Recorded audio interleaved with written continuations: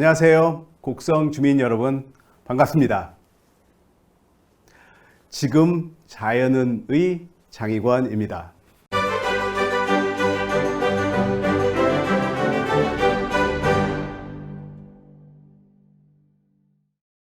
지난번에 저와 같이 이 자연으로 떠나는 소리 여행을 하셨지요. 오늘도 이어서 계속 자연으로 떠나는 소리 여행을 이어가겠습니다. 지금 여기 수컷 귀뚜라미가 노래하고 있습니다.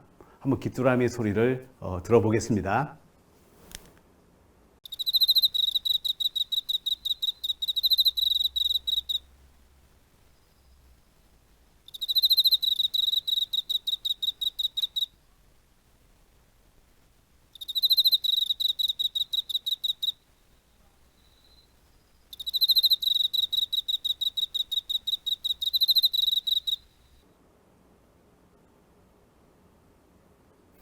귀뚜라미가 노래하는 곳에 조심히 다가가서 한번 보면 이게 수컷이에요. 수컷만 노래를 하는데요.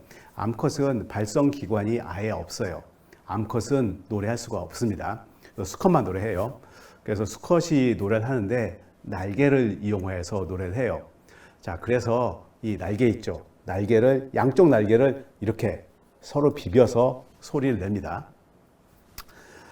그런데 여러분이 이렇게 다가가면은 이 귀뚜라미가 이 노래를 멈출 수가 있어요. 그러면은 가만히 있으면 돼요. 가만히 있으면은 다시 귀뚜라미가 노래를 시작해요. 이 귀뚜라미가 여러분이 그 다가오는 그 진동에 반응을 해요.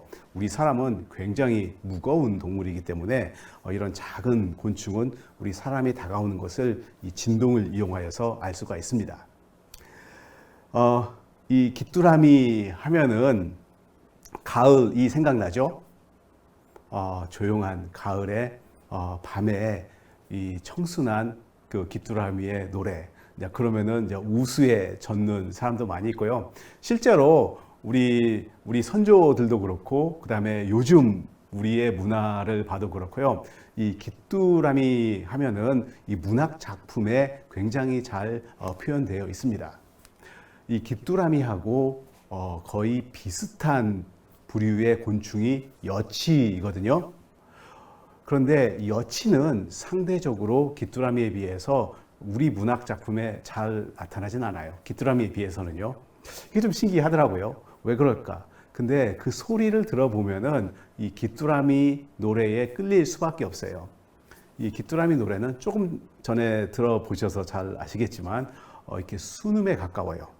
우리 피아노 건반 있죠. 피아노 건반 하나를 탁 누르면은 그 주파수 그 소리만 탁 나거든요. 자, 우리가 이것을 순음이라고 하고 우리 사람은 그런 소리를 좋아해요. 그런데 귀뚜라미의 소리를 들어보면은 거의 이 잡음이 없이 이 순음에 가까워요.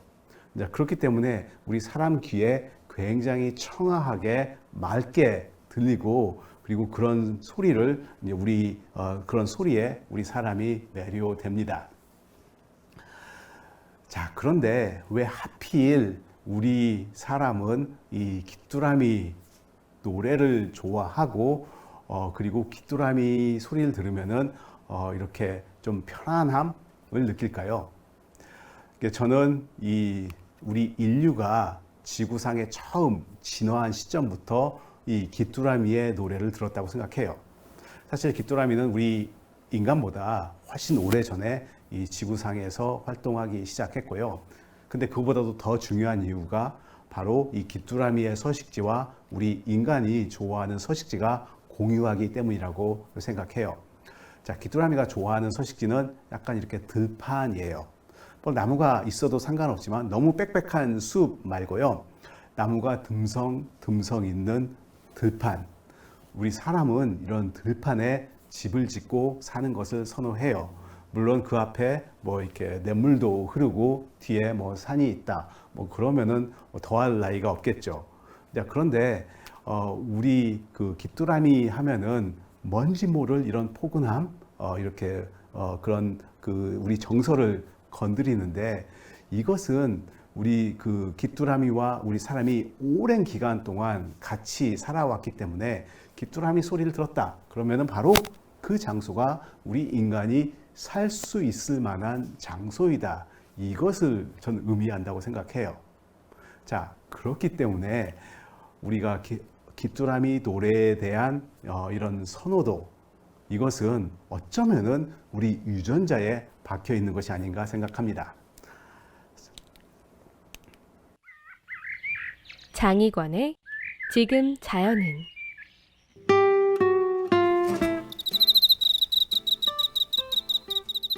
가을은 귀뚜라미의 시간입니다.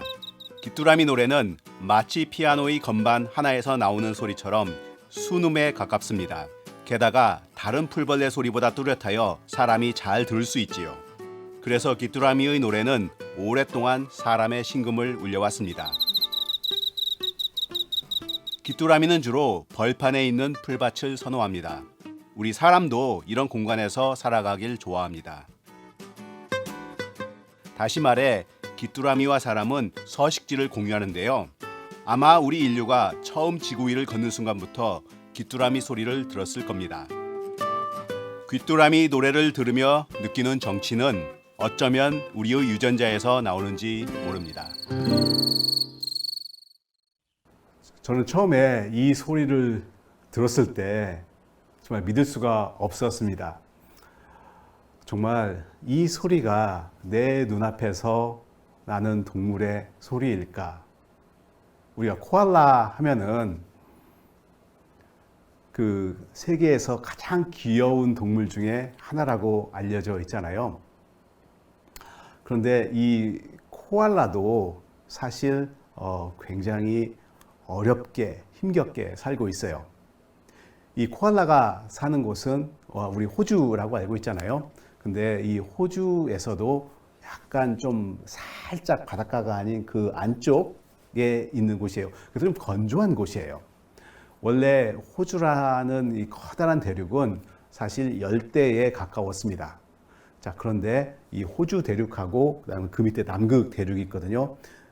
이 남극 대륙이 갈라지고 호주 대륙은 점점 이렇게 북쪽으로 올라가고 있어요. 그때 이 호주 대륙은 점점 건조해지기 시작했어요.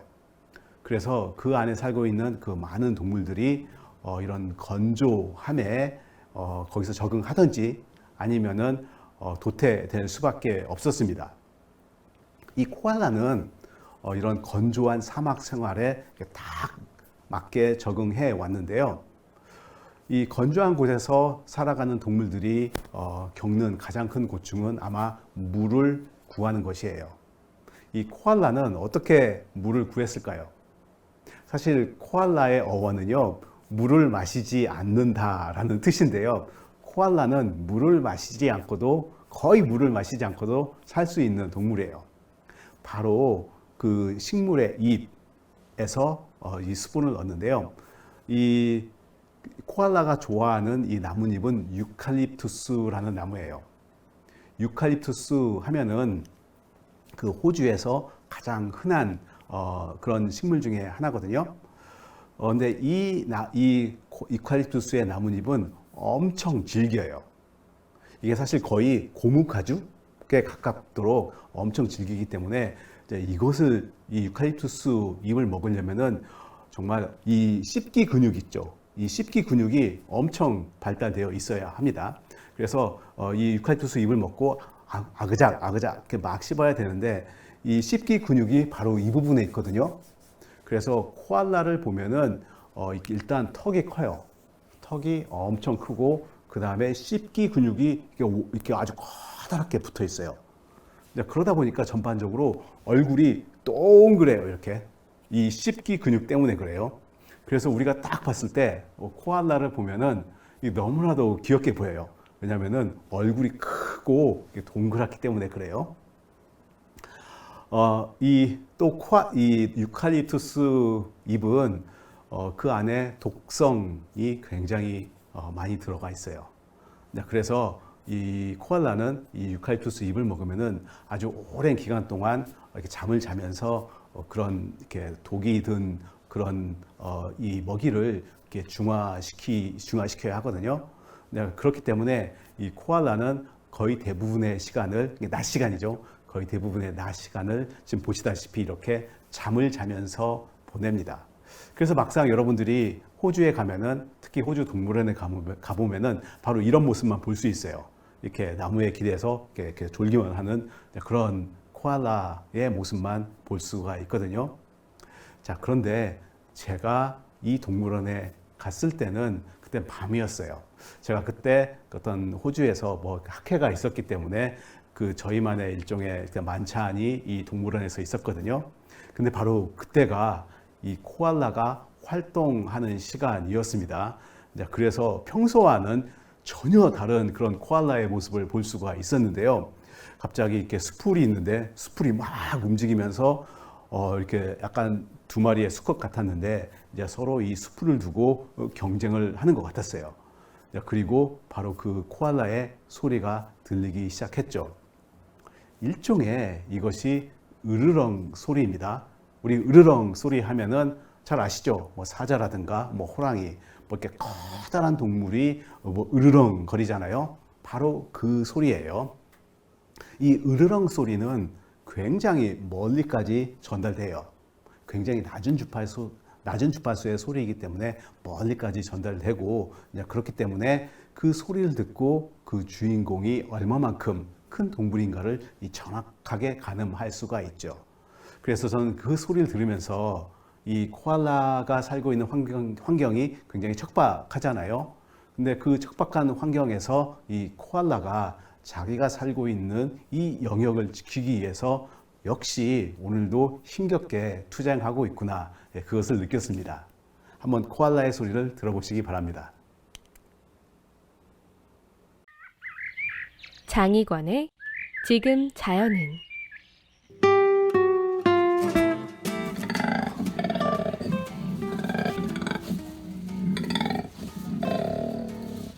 저는 처음에 이 으르렁 소리를 듣고 제 귀를 의심하였습니다. 정말 내 눈앞에 있는 동물의 소리일까? 이 동물은 호주의 상징이자 세계에서 가장 귀여운 동물 중에 하나인 코알라입니다. 코알라 이외에도 호랑이나 사자와 같은 많은 동물이 으르렁 소리를 냅니다. 낮게 깔리는 이 소리는 멀리까지 전달되고 발성자의 몸 크기를 정확하게 알려줍니다. 그래서 영역이나 배우자를 두고 다툴 때 자주 사용합니다. 으르렁 소리는 귀여운 코알라의 삶 또한 치열하다는 것을 의미합니다. 가을이 되면 이 낙엽을 어디에서나 볼 수 있습니다. 그리고 이 낙엽 떨어지는 소리는 정말 자연에서 들을 수 있는 가장 아름다운 소리 중에 하나인데요. 사실 이 낙엽 떨어지는 소리를 제대로 녹음하기가 어려워요. 그리고 그 순간을 정확하게 포착하기도 어렵거든요. 이것을 지금 이 소리는 제가 핸드폰으로 녹음해서 좀 그렇게 뛰어난 그런 소리는 아니지만 한번 들려드리겠습니다.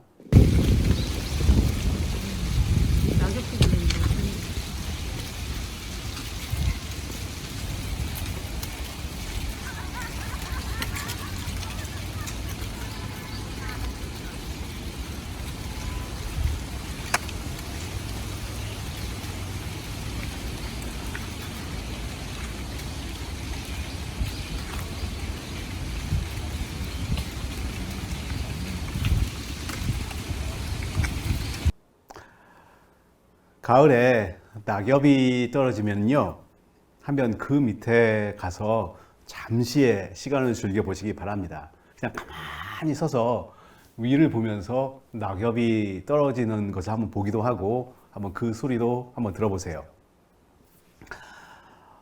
이 낙엽은 식물이 겨울을 준비하는 방법인데요. 이 낙엽 만져보면 굉장히 건조하잖아요. 그래서 식물이 이제 겨울에 들어서기 전에 겨울 준비를 해야 되는데, 이 나뭇잎 있죠, 잎은 식물이 먹을 이 일종의 먹이죠. 그러니까 음식, 영양분, 이 영양분을 생성해요. 그렇지만 동시에 이 나뭇잎도 살아갈 때, 생활할 때 어느 정도 영양분이 필요하거든요. 여름에는 봄, 여름에 걸쳐서 이 식물은 이 나뭇잎을 이용하여서 굉장히 많은 양의 영양분을 생성합니다. 그걸 이용해서 나무가 꽃도 피우고 열매도 맺고 그러죠. 자, 그런데 겨울이 되면은요, 이 나뭇잎이 생성하는 그 영양분보다도 이 나뭇잎이 소비하는 영양분이 많아요. 자, 그렇기 때문에 이 나뭇잎을 식물이 유지하기 어려워요. 자, 그래서 이 나무는 나뭇잎이 가지고 있는 그런 중요한 성분들 있죠. 자, 그것을 다 흡수해 버립니다. 그러다 보니까 이 나뭇잎에 민낯이 드러나는데요. 자, 그것이 바로 지금 우리가 보는 낙엽의 색깔이에요. 그래서 빨간색도 드러나고 갈색도 드러나고 노란색도 드러납니다. 자, 그런 다음에 이 나무는 이 나뭇잎으로 보내는 그런 수분 있죠. 자, 그것을 막아버려요. 자, 그러면은 나뭇잎은 점점 말라가죠. 자, 그러다가 드디어 이 나무에서부터 이렇게 툭 떨어져서 우리가 낙엽으로 쌓이는 것이에요. 자, 그래서 낙엽은 이 식물이 겨울을 나기 위해서 준비하는 굉장히 중요한 방법 중에 하나입니다. 그리고 이것은 이 화렵수에 속하고요. 침엽수는 이와는 다른 방법으로 겨울을 나요. 그래서 이 화렵수의 겨울을 나는 방법, 바로 낙엽입니다. 장희관의 지금 자연은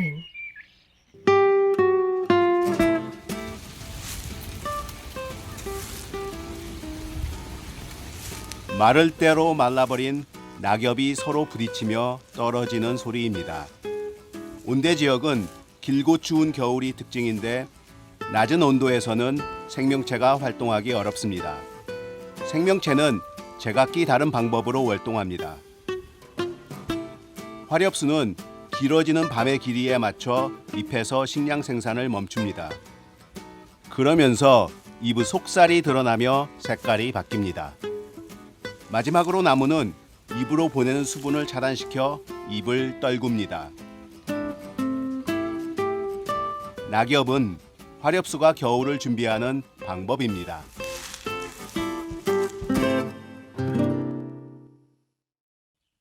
다음 새는 우리 주변에서 볼 수 있는 아주 작은 새인데요. 우리 문화에도 이렇게 잘 스며들어 있어요. 뱁새가 황새에 따라가려다가 가랑이 찢어진다, 이런 속담이 있죠. 여기에 나오는 주인공 바로 뱁새입니다. 이 겨울이 되면 이 뱁새들이 무리를 형성해요. 지금 보시다시피 이 머리가 이렇게 살짝 고동색인 그런 새가 이렇게 관목숲 여기저기에 있죠. 얘들이 계속 제잘제잘 거리면서 돌아다녀요. 그리고 얘들 항상 이렇게 뭉쳐서 다닙니다. 겨울이 되면은. 그래서 이것을 겨울무리라고 하는데요. 왜 낮에는, 왜 여름에는 서로 각자 살다가 이렇게 겨울이 되면은 같이 모여 살까요? 겨울은 동물들이 살아가기 힘든 시간입니다. 겨울에는 춥고 이렇게 먹이가 많지가 않아요. 그래서 이 새들은 이렇게 겨울을 활동하면서 보내는 새들 있죠. 이렇게 겨울잠을 자지 않고 아니면 이주를 하지 않고 이렇게 그 활동을 하면서 겨울을 나는 동물, 우리 인간도 마찬가지예요. 자, 이런 동물들은 먹이를 계속 먹어야 해요. 먹이를 많이 먹고 그 먹이를 몸 안에서 태워요. 자, 그러면은 열이 나거든요. 열이 나고 그 열로 이 겨울을 보낼 수가 있는 것이에요. 그래서 먹이를 확보할 수 있으면 그러면 겨울에 활동하고도 겨울을 날 수가 있습니다. 이 뱁새도 작지만 바로 그런 전략을 선택해서 겨울을 나고 있어요. 그래서 이 겨울에 활동하는 새들은 먹이를 잘 구하는 것이 굉장히 중요해요. 근데 혼자 먹이를 찾는 것보다 여럿이서 먹이를 찾을 때 훨씬 잘 찾을 수가 있어요. 숫자가 많으면은 한 놈만 찾으면은 나머지 이 새들은 바로 그 놈을 쫓아가면 거기에 먹이가 있잖아요. 이렇게 무리를 짓고 살면은 먹이를 구할 때 굉장히 유리해요. 또 이렇게 무리를 짓고 살면은 또 하나의 장점이 있어요. 바로 포식자를 빨리 발견할 수 있다는 건데요. 자, 포식자 지금 이렇게 무리에 구성원들이 많이 있잖아요. 그 중에 계속해서 이렇게 망을 보고 있어요. 그 중에 한 놈이 포식자가 다가오는 것을 봤다. 그러면 경고를 하고 이렇게 도망가요. 그러면은 이 나머지 구성원들은 그 놈만 쫓아가면은 이 포식자를 피할 수가 있습니다. 자, 이렇게 겨울에는 먹이를 찾는다든가 아니면은 이 포식자를 방어하는데 무리를 짓고 살면은 훨씬 유리해요. 그래서 이제 이렇게 작은 동물들이 이 힘든 겨울을 보낼 때 가장 좋은 방법은 같이 무리를 지어서 이렇게 같이 살아가면 됩니다. 자, 그러면은 이 뱁새는 우리가 그 붉은머리 오목눈이에요. 이 붉은머리 오목눈이가 바로 뱁새의 공식적인 이름입니다. 장희관의 지금 자연은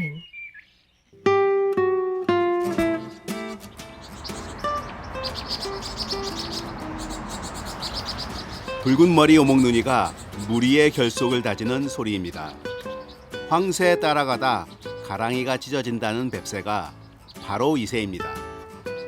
뻐꾸기는 붉은 머리 오목눈이 둥지에 알을 낳기도 하는데요.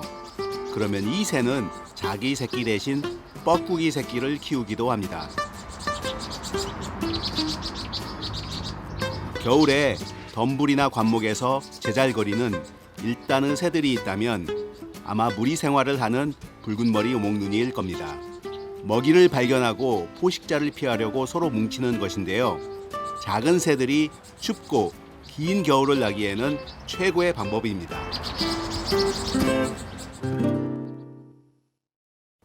제가 가장 보고 싶은 동물 중에 하나가 바로 이 펭귄인데요. 물론 동물원에서는 많이 보았지만 한번 야생에서 꼭 이 펭귄이 살아가는 모습을 보고 싶었어요. 이 저의 꿈을 뉴질랜드에서 이룰 수 있었는데요. 뉴질랜드 하면은 이렇게 북섬이 있고 남섬이 있잖아요. 바로 이 남섬에 이 오아마루라는 아주 작은 마을인데요. 자, 여기에 이 펭귄이 출연한다고 해서 제가 그냥 오랜 몇 시간을 기다려서 이 펭귄의 소리를 녹음할 수 있었습니다. 이 펭귄은 제가 녹음한 시점이 거의 12월 말일 정도였어요. 12월 29일이네요. 우리 여기 대한민국은 그때 한겨울이지만 뉴질랜드는 그 시간이 바로 여름이 거의 끝나갈 무렵 정도예요. 그래서 그 펭귄은 한 9월 정도부터 이렇게 번식을 시작해서 한 12월 정도 하면은 거의 번식이 끝난 그런 시기라고 할 수 있습니다. 그래서 번식기 때 이 펭귄은 바다에 나가서 먹이를 구해 와요. 그래서 낮에는 볼 수가 없어요. 낮에는 전부 다 바로 이 바다에 갔습니다. 그래서 먹이 활동을 잔뜩 하고 어두워지면은 이렇게 하나 둘씩 그 집으로 돌아와요. 그런 다음에 이렇게 밤에 이렇게 돌아다니면서 자기들끼리 서로 뭐 인사도 하고 뭐 이렇게 사회 활동도 하지요. 그런데 이 펭귄이 활동하는 곳은 정말 어둠 속이에요. 우리가 주로 이렇게 펭귄을 볼 수 있는 것은 바로 이 밤이거든요. 그런데 펭귄의 눈은 이 어둠에 적응했기 때문에 우리가 만약에 펭귄을 보고 싶어서 아주 환한 그런 전등을 쓴다. 그러면은 이 펭귄한테 잠시 눈이 멀 수도 있어요. 그래서 이 펭귄한테 특히 우리 사진 같은 거 찍을 때 이렇게 플래시 쓰잖아요. 이러한 우리 인간의 행동이 이 펭귄에게 아주 악 영향을 미칠 수가 있거든요. 자, 그래서 오아마루 주민은 이 펭귄을 보호하기 위해서 굉장히 엄격한 규칙을 제정했어요. 그래서 우리가 만약에 펭귄을 보고 싶으면은 반드시 지정된 장소에 가고, 그리고 우리가 펭귄을 볼 때에는 절대 플래시를 쓴다던가 아니면 강한 전등을 사용할 수 없어요. 대신 이렇게 특수한 전등을 사용해 가지고 좀 약간 이렇게 빛이 약한 전등이어서 이 펭귄에게 해를 끼치지 않는데요. 이런 방법을 동원하여서 이 펭귄을 관찰하면서도 동시에 펭귄이 살아가는데 전혀 지장이 없도록 하였습니다. 그 결과 이 오아마루에는 매년 펭귄들이 찾아와서 번식을 하고 있는 거예요. 그래서 이 오아마루가 아주 작은 마을이에요. 이름도 없는 작은 마을인데 이 전 세계적으로 유명한 장소가 되어버렸어요. 이 펭귄을 보고 싶으면은 바로 이 장소를 가면 된다. 여기에 있는 펭귄이 쇠푸른 펭귄이라고, 펭귄 중에서 가장 작아요. 그래서 꼬마 펭귄이라고 부르는데요. 한번 여러분 뉴질랜드에 가면 바로 이 펭귄을 보러 이 마을에 한번 꼭 가보시고요. 그리고 동물을 보호하는 것이 여러분의 활동에 지장을 주는 것이 절대 아닙니다. 동물을 보호하는 것이 손해가 나는 활동이 전혀 아니에요. 이 오아마루 주민처럼 동물을 보호했을 때 바로 어쩌면 경제적인 이익도 같이 누릴 수 있습니다. 한번 펭귄의 소리를 들어보실래요?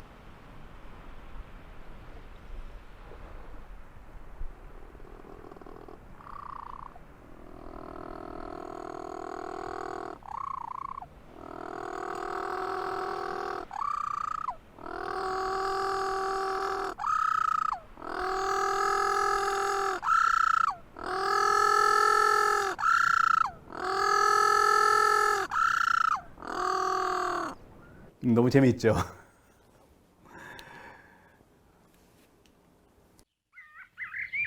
장희관의 지금 자연은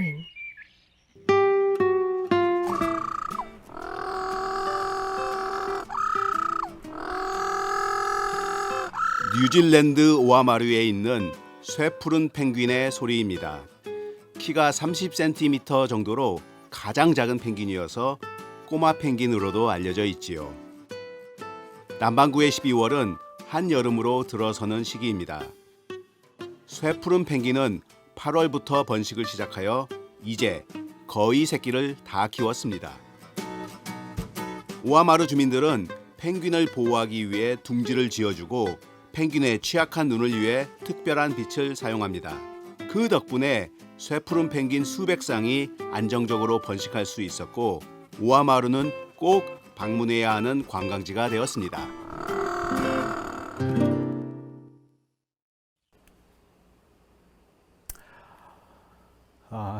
이 사진은 조명동이라는 친구가 찍어서 보내준 사진인데요.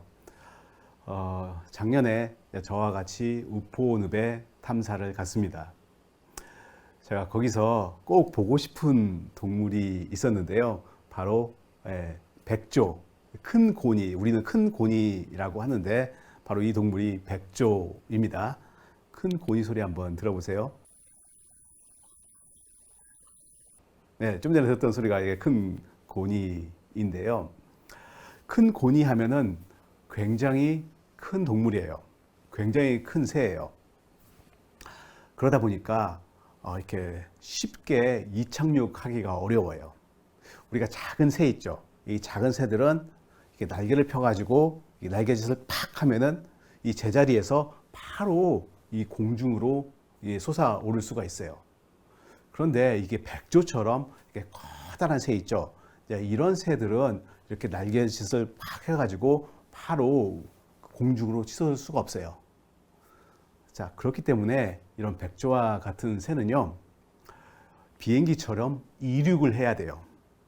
우리가 이륙하면은 비행기가 이렇게 쭉 달려가서 그다음에 이 공기의 저항을 충분히 받아서 이렇게 공중으로 오르잖아요. 마찬가지예요.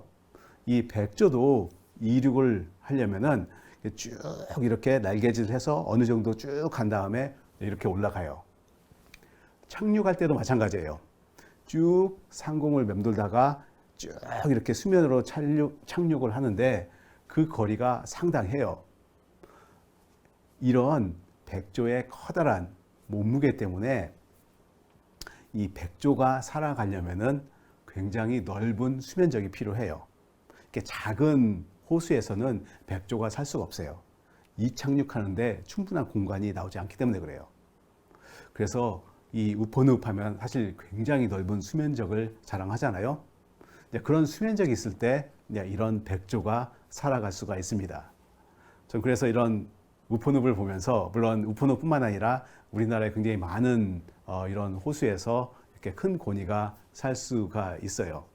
그래서 이걸 백조의 호수, 우포늪은 백조의 호수라고 했는데요. 아마 곡성군에도 이런 호수가 있지 않을까 생각해요. 저도 한번 꼭 가서 탐방을 해보고 싶은데요. 참, 여기 백조 보면은 앞에 있는 두 놈하고 뒤에 네 놈이 있는데 좀 색깔이 다르죠. 네, 앞에 있는 놈은 엄마하고 아빠예요. 그리고 뒤에 있는 놈은 올해 태어난 새끼들입니다. 이 새끼들이 다시 시베리아로 가면은 어쩌면 번식을 할 수도 있어요. 곡성군에도 꼭 이런 백조의 호수가 있기를 바라면서 장희관의 지금 자연은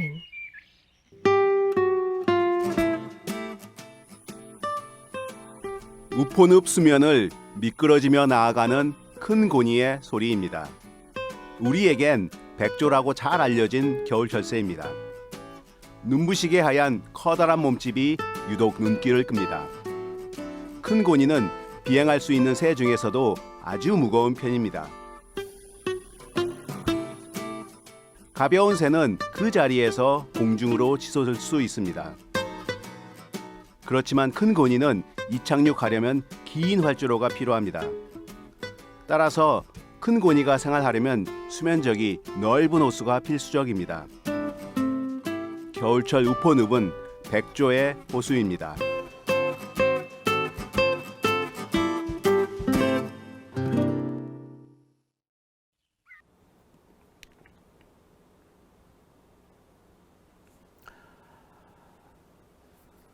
여기는 임진강인데요. 지금 강이 얼어 있죠. 이게 한 1월 초쯤인데요. 이 강 건너편 있죠. 이제 거기는 우리가 민간인 통제 구역입니다. 바로 민간인 통제 구역을 지나면 바로 DMZ이죠. 그리고 지금 제가 서 있는 곳 있죠. 제가 서 있는 곳은 이 임진강의 남쪽 수변이라고 보면 되는데요. 임진강을 보면은 이게 그 화산 활동으로 이루어진 그런 곳이라는 걸 금방 알 수가 있어요. 이 주상절리라고 하죠. 이 주상절리라고 이렇게 육각형의 그런 돌기둥 있죠. 그런 주상절리가 잘 발달되어 있어요. 그래서 임진강을 가보면은 여기저기에서 이 주상절리가 보이는데 그 주상절리가 그 주상 위에 서 있으면은 그게 엄청난 절벽이에요. 그래서 제가 사진을 찍은 바로 저 장소에 있죠. 이 저 장소가 굉장히 높아요. 그래서 임진강을 그냥 한눈에 다 볼 수가 있거든요. 원래 이런 장소에 이런 보초들이 쭉 이렇게 서 있어요. 그래서 옛날에는 이 장소에도 이게 민간인 통제 구역이었는데 이제 최근에는 임진강 남쪽으로는 더 이상 민간인 통제 구역이 아니기 때문에 우리가 이렇게 이런 장소에 가서 이 임진강을 볼 수가 있었습니다. 그래서 1월 한 초순이었는데요. 바로 이 장소에 올라가서 너무나도 이렇게 마음이 탁 트이면서 정말 이렇게 맑은 공기, 탁 트인 광경, 그 다음에 눈앞에 펼쳐진 그런 이렇게 얼음이 있는 강, 또 그 안에서도 이렇게 소리가 들려요. 이렇게 얼음이 이렇게 얼음이 이렇게 끊어지는 이런 소리가 들리는데요. 그때 일단에 그 새 무리가 제 머리 위로 날아왔습니다. 바로 큰 기러기인데요. 한번 소리를 들어보세요.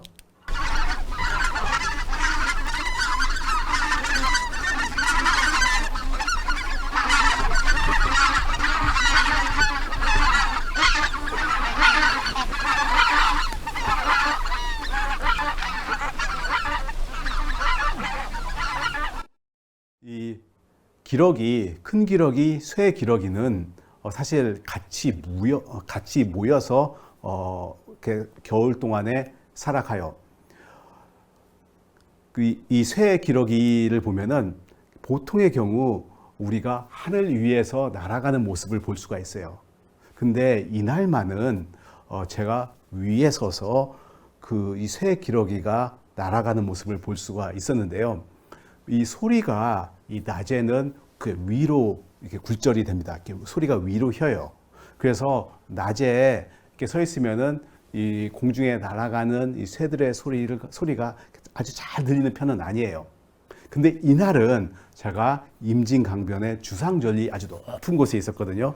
그래서 새들이 날아가는데 그 소리가 바로 저한테로 아주 직접적으로 너무나도 깨끗하게 잘 들렸습니다. 이 쇠 기러기, 이게 큰 기러기가 이렇게 살아갈 때 보면은, 이렇게 비행할 때 보면은 이렇게 V자로 편대 비행을 하거든요. 그런 모습을 이렇게 흔히 볼 수가 있는데, 이 새들은 편대 비행을 하는 이유가 이 비행할 때 이 효율적으로 비행하기 위해서예요. 그래서 제일 앞에 가는 그런 새 있죠. 이 새가 앞에서 날면서 공기를 갈라요. 그러면은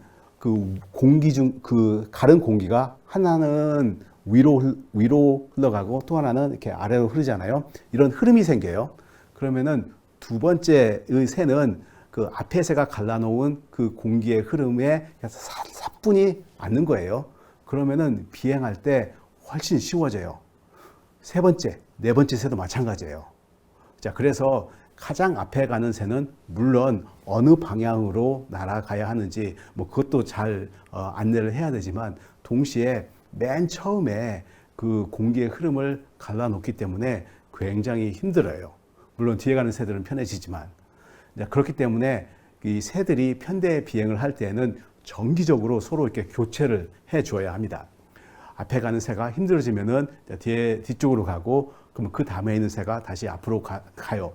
이렇게 교체를 해 줘야 되기 때문에 이 새들이 편대 비행을 할 때 그냥 얌전히 날기보다는 끊임없이 의사소통을 해요. 우리가 어디로 가야 하는지, 아니면은 나 힘들다 바꿔달라.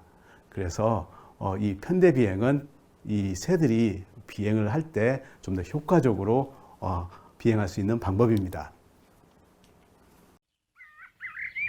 장희관의 지금 자연은.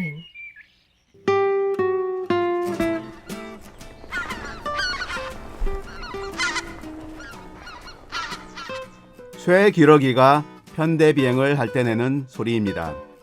쇠 기러기는 월동을 하러 우리나라에 왔습니다. 새들은 V자를 그리며 비행을 하는 경우가 있는데요. 편대 비행의 제일 앞에 있는 새는 공기의 흐름을 갈라놓습니다. 뒤따라오는 새는 덕분에 훨씬 쉽게 비행합니다. 앞에 가는 새가 만들어 놓은 상승기류에 올라타기 때문입니다. 그러나 앞서가는 새는 가장 힘이 듭니다. 그래서 새들은 편대를 유지하고 지치면 위치를 바꾸기 위해 서로 의사소통합니다.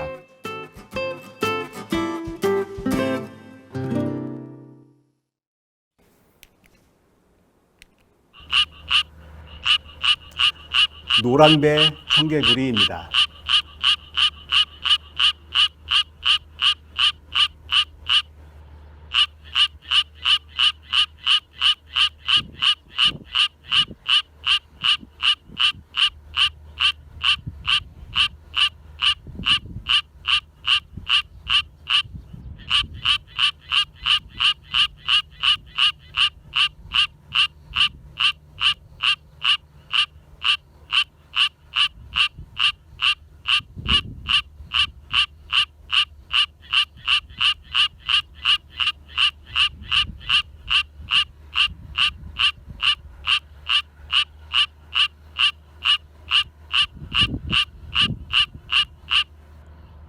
이 노래할 때 이 턱 밑에 주머니가 보이죠? 이 색이 노란색이에요. 그래서 노랑배 청개구리인데요. 이 노랑배 청개구리는 2020년, 그러니까 재작년이네요. 2020년에 우리나라에서 신종으로 발표되었습니다. 사실 이렇게 척추 동물 중에서 이게 뼈가 있는 동물이죠. 뼈가 있는 동물 중에서 신종으로 발표가 된다. 굉장히 드문 일인데요. 가장 최근에 발표된 신종으로 알고 있으면 됩니다. 근데 이 노랑배 청개구리가 주로 살고 있는 장소는 전라북도 익산시예요. 저희 실험실에서 매년 이 청개구리, 수원 청개구리하고 이 노랑배 청개구리의 숫자를 세고 있어요. 어떻게 세냐면요. 이렇게 논의를 쭉 걸으면서 이 노래 소리를 듣고, 저기에 2마리, 여기에 5마리, 뭐 이런 식으로 노래하는 청개구리의 숫자를 세고 있습니다. 이 노랑배 청개구리는요, 전국에 한 500여 마리의 노래하는 수컷이 있어요. 거의 대부분이 익산시에 있고, 논산에 조금 있고, 뭐 그래요. 그래서 익산시가 사실 이 노랑배 청개구리의 뭐 이렇게 고향이다. 가장 그 노랑배 청개구리가 살아가려면은 그 정말 익산시에서 노랑배 청개구리를 보호하는 것이 굉장히 중요한데요.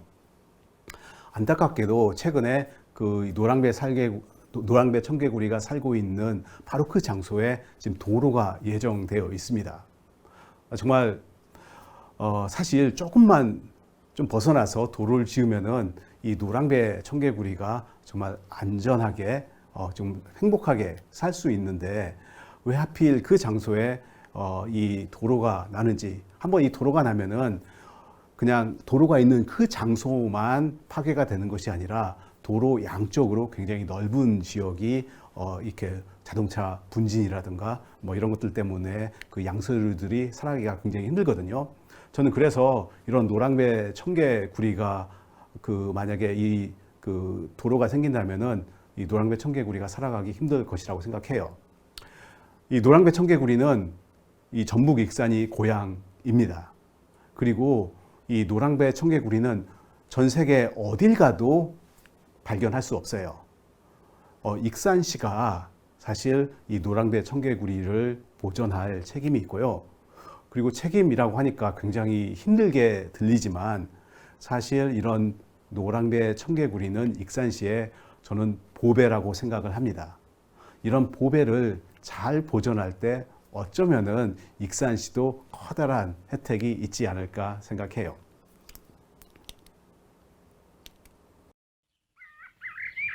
장희관의 지금 자연은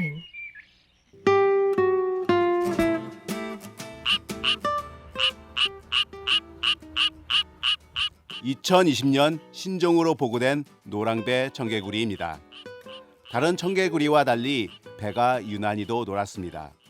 현재 우리나라에서 가장 심각한 멸종위기에 처해 있는데요. 전라북도 익산 지역을 중심으로 노래하는 수컷이 500마리 내외입니다. 이들의 쉼터인 논둑의 풀은 제초제에 말라버립니다. 이들의 터전인 논은 끊임없이 비닐하우스로 바뀌고 있습니다. 지금도 서식지에 도로를 만들 예정이라는 소식이 들려옵니다. 노랑배 청개구리를 위한 작은 보금자리는 우리나라에 없을까요?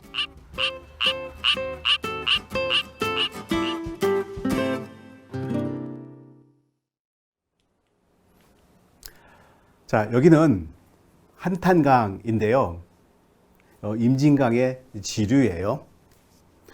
보시다시피 지금 자갈밭입니다.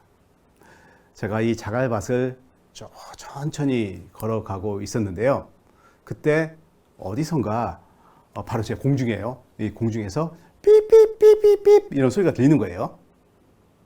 바로 흰목 물대새의 소리입니다.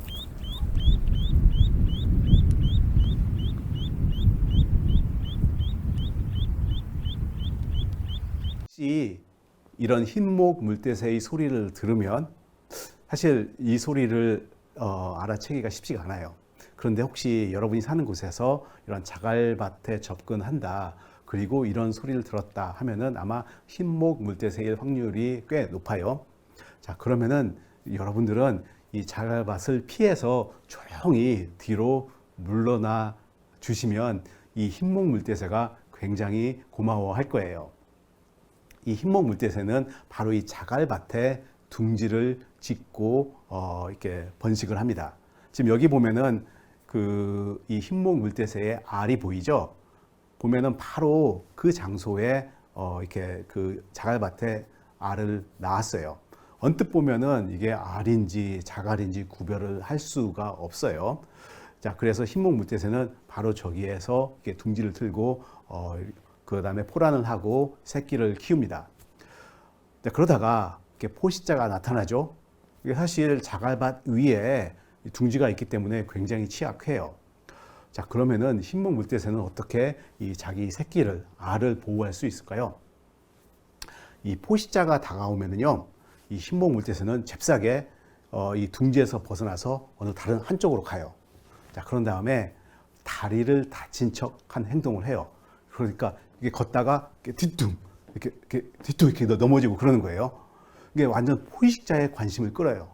그러면 포식자가 이렇게 다가가다가, 저기 보니까 발을 저는 새가 있네. 날개를 다쳤나 보다. 저쪽으로 가야지. 그럼 막 가요. 그러면은 이 흰목 물대새가 그걸 보고 좀 더 빨리 간 다음에 또 이렇게 날개를 펴고 있어요. 날개를 꼭 다친 것처럼. 이제 그러면은 또 이 포식자의 관심을 끌고, 그러면 또 포식자가 그쪽으로 가고, 계속해서 이렇게 자기가 이렇게 다친 흉내를 내면서 이 포식자를 엉뚱한 곳으로 유도를 하는 거예요. 그래서 포식자가 멀리 사라졌죠. 멀리 사라지면은 다시 흰목 물대새가 자기 둥지로 날아와서 이런 새끼를 품습니다. 그래서 이 자갈밭은 바로 흰목 물대새의 집이에요. 삶의 터전이에요.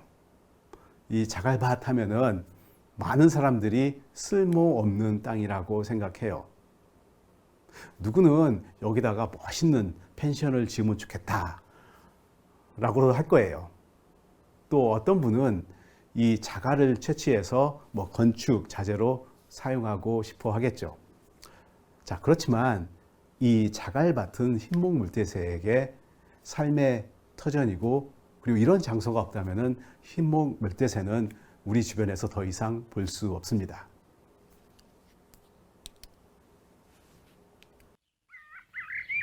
장희관의 지금 자연은.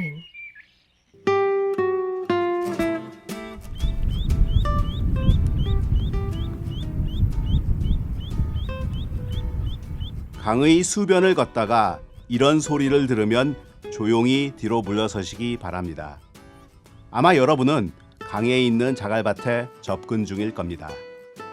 흰목 물대새가 여러분의 접근을 우려해서 이웃에게 경고를 보내고 있습니다. 어떤 사람은 강의 자갈밭은 쓸모없는 땅이라고 합니다. 누군가는 자갈밭에 멋있는 펜션을 짓고 싶어 합니다. 자갈을 채취하여 공사용으로 쓰려는 사람도 있습니다. 그러나 흰목 물대새에게 자갈밭은 삶의 터전입니다.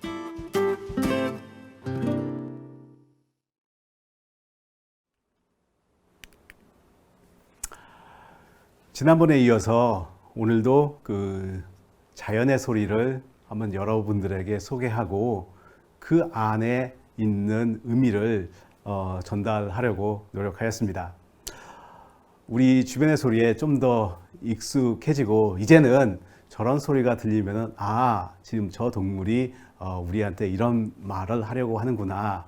아마 이렇게 조금이라도 도움이 됐으면 좋겠어요. 근데 제가 이 강의를 준비하다가 이런 생각이 들었어요. 제가 지금까지 생각을 해보니까 곡성군에 한 번도 안 갔더라고요. 근데 보니까 곡성군을 제가 지도에서 보니까 이 자연의 소리를 녹음하기가 최고의 장소인 것 같아요. 제가 그래서 사실 결심을 했습니다. 한번 조만간 어쩌면 이번 여름에 이 곡성군에 가서 이 곡성군의 소리를 한번 녹음하겠다. 곡성군에 있는 소리를 녹음해서 그 안에 살고 있는 동물들의 그런 삶을 한번 전달해 보고 싶다. 그런 결심을 하였습니다. 그래서 어쩌면은 여름에 제가 한번 이 곡성군에 가서 돌아다니겠습니다. 한번 혹시 보면은 아는 척 해주세요. 네, 감사합니다.